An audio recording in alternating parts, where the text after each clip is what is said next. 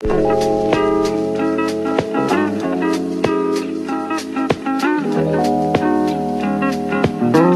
everybody, welcome back to Miriamka's channel. Basically, this means action, which I kind of just randomly invented because I'm a freak, obviously. You have pressed this video either because you have no idea about Southeast Asia, you want to go to Southeast Asia but you have no idea where to start, you want to prepare yourself to go to Southeast Asia but you have no idea what to do, or you're just here because you really like me, I'm beautiful, and you just want to look at my face. If that's the case, you better like my video. I don't know how long this video is gonna be, but I'm pretty sure you will need a piece of paper to write all of these down, and they will help you plan everything for Southeast Asia trip.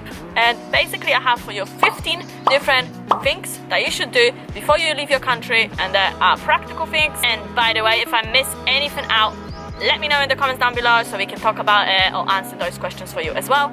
Any questions you have, also put them down below and I'll answer them as soon as possible. Let's go. Number one is a plane ticket. Of course, before you buy a plane ticket, make sure you can actually get a visa for that country, because if you cannot get a visa and you're buying a ticket, then how are you gonna get there? I made a video for you already, just up here, basically telling you how to buy a cheap ticket, where to buy a cheap ticket, how to look for a cheap ticket, and a cheap ticket. So if you want a cheap ticket, then you better watch this video. But basically a little tip I have to give you right now is go to the website called www.cheapflights.com, and this is the best website I always use. It compares the prices from different websites, literally everywhere, and basically you will find yourself a cheap ticket. Try to book your ticket in advance as long as possible, so then you'll get a cheaper price. Which leads me to point number 2 is visa. Visas. There are different ones for different countries. Some countries you have to pay for, some countries you don't have to pay for, some countries you get visa on arrival, some countries you have to get a visa before you go. Some visas are for short time, like 15 days, some are for a month, some are for even like 3 months. Everything depends on the country, so make sure before you go on the government website of that country, check the visas, and yeah. Point number 3, and that's whether you need a backpack or a suitcase. It's all of course up to you.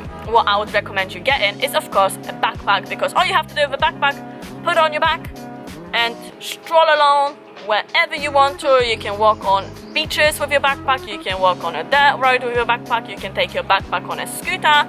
If you have a suitcase, good luck with that, because you're gonna have to push your suitcase everywhere or pull your suitcase everywhere. Sometimes it's really difficult, it's heavy, it's not convenient. So if you're going for a trip for a long time, get a backpack. If you're going on holiday and you're gonna be sticking to touristic places, then get a suitcase. Completely up to you. Point number 2, travel insurance. All my days, make sure before you go you have a travel insurance. If you don't have a travel insurance and anything happens to you, good luck paying all that money if you get to hospital, or if something happens to you, if you crash a scooter, or if somebody crashes into you, if you get food poisoning, you'll be in deep shit. Travel insurance can be a little bit expensive, but it is really worth doing, because I rather personally pay a little bit amount of money compared to the amount of money I would have been paying if I didn't have travel insurance. I was lucky so far because nothing happened to me yet. Touch wood. Where is the wood? Where is the wood? Wood! Nice! Massive branch. If I can recommend getting your insurance from specific places, is from UK. I had my insurance with Boots. How freaking weird, it's basically a beauty store. But it was a cheap insurance, it was quite a good insurance, never used it because I didn't have to. Then I forgot to extend my insurance, of course, so I had to get one already when I was in the country, and that's kind of sometimes difficult to do, but it's still possible. So I went for a company called True Travelers, and I'm insured with them now. Nothing happened to me yet, of course, but we'll see how that goes. Number 5 are injections. You should get some injections before you go to Southeast Asia, just to protect you from like diseases. How you get those injections? Go to your doctor, ask them, and they will do it for you.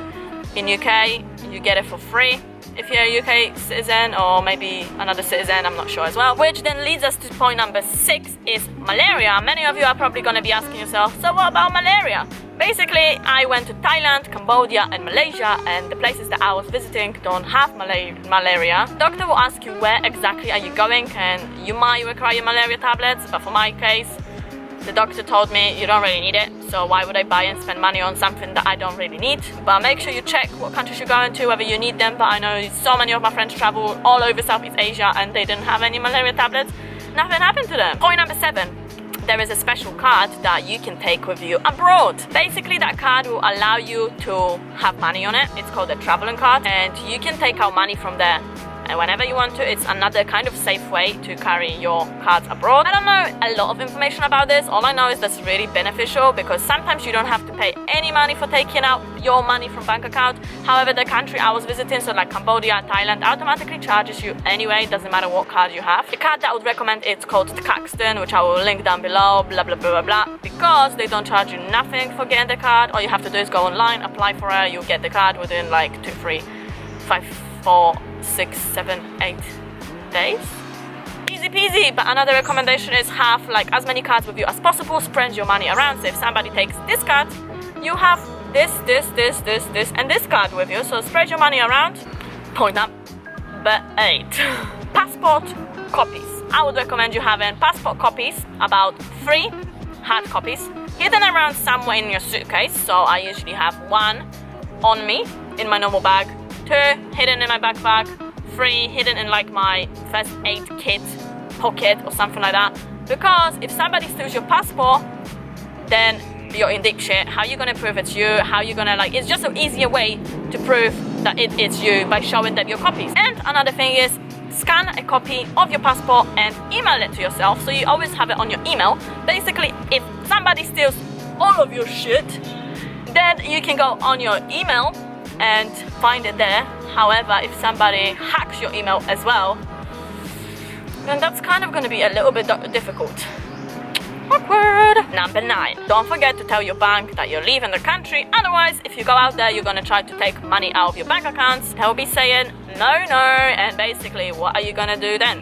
It is a really easy process to do. All you have to do is go online and inform your banks that you're going, where you're going, how long you're going for. If that's too difficult for you, you can either go to the store or ring them up. Really easy to do, takes like 5 minutes. I've done all of my cards really fast. And then you won't have any problems of taking money out from your cash machine in Southeast Asia. Point number 10, make sure you have your phone unlocked. Because if you ever want to get another SIM card from Thailand, Cambodia, Malaysia or whatever like that, you will need their SIM card. And to put their SIM card in your phone needs to be unlocked. Number 11, download this app.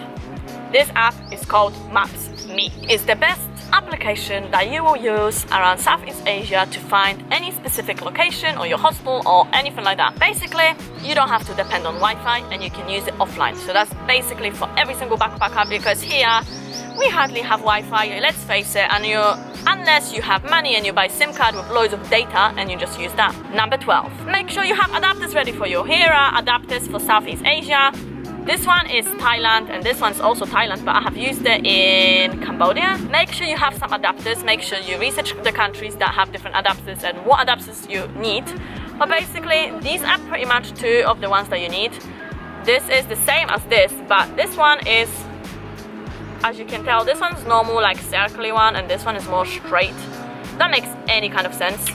Tip 13 is, my advice is to buy locks for your bag and for your locker. I have locks on every single of my bags because that is basically a safe way to not get your things stolen at all. If you're staying in hostels, there will have lockers, and if you don't put your lockers, you'll have your things stolen in the worst case scenario, which obviously happened to me because shit happens to me all the time. I would advise you having also really small locks, so if you're walking around with a backpack during the day and somebody comes from behind, they cannot open your backpack at all. I also have little locks on my suitcase, so if my suitcase is out of my reach or in a bus or whatever, nobody can go and steal anything because there's locks everywhere. Now we have number 14, and number 14 is just a little tip for you if you already didn't know, is I would advise you to exchange a little tiny bit of your money just to start you off when you get to Southeast Asian country. Basically just for your hostel, for your transport, and for a little bit of food on that day, or for 2 days or for 3 days, whatever.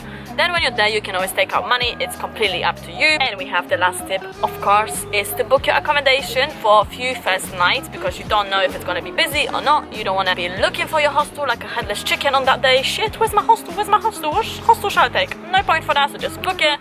Make sure you have the direction ready. Make sure you have it on your Maps.me, you know where you're going. And of course, if you want to find some cheap accommodations anywhere, then of course I already made a video for you.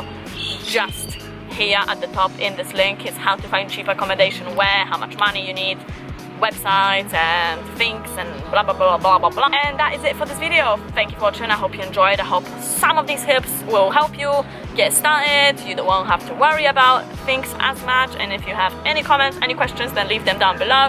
Also, don't forget to follow me on social media such as Facebook, Instagram, Twitter, Snapchat. If you want to see me doing some crazy shit there, then do that. And see you soon.